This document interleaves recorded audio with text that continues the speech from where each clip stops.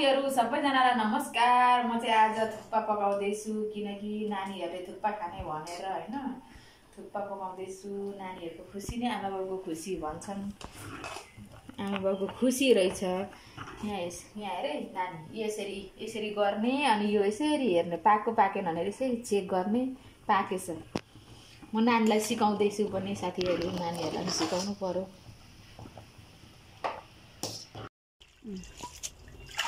ल साथीहरु म चाहिँ तातो तातो ल्याएर धुदैछु किनभने नानीले गरेको अलिक ढोट्टे आएछ।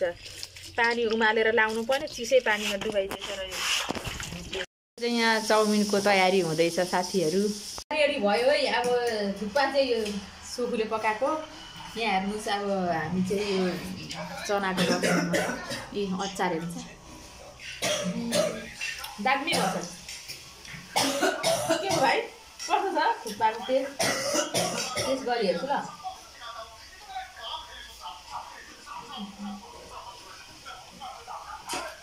दामी भएको छ